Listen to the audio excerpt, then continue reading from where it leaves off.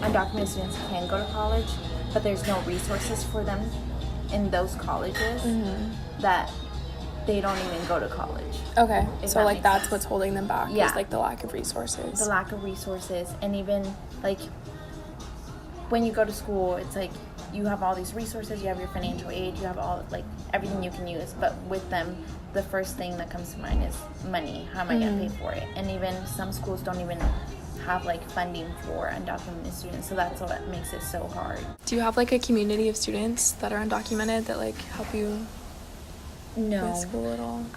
At first, when I started going to Sonoma State, there was no resource center. Now we have a undocumented resource center, but before, like there was like a small group of undocumented students that would meet up, but it's hard because those students are open to like getting the help, but everyone else wouldn't go. And there's so many undocumented students at Sonoma State that don't even go because they're so scared. It goes back to that big fear kind of thing, that we're living like in a bubble. Like, I don't know what's gonna happen to my dad tomorrow. He like works really close to the border and he always sees border patrols.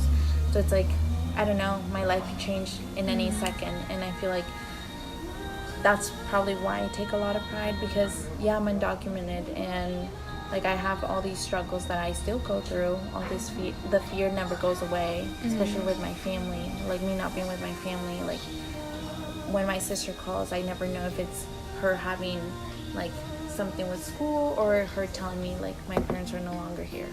Like I never know when I'm gonna get that call. Now we have the Dream Center, which is something still like small, but it's something.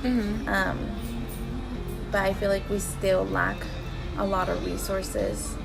Like there's like a writing center here at school, and you have to qualify for FAFSA or be a citizen in order to be able to use that resource. Wow. Or those tutoring resources. And as a freshman coming in, I wanted to like know all the resources, and I went to them and I like turned in my application, and I got turned away and said, sorry, you have to be like a citizen in order to like use our resources because this is federally funded. And that's just kind of like a slap in the face.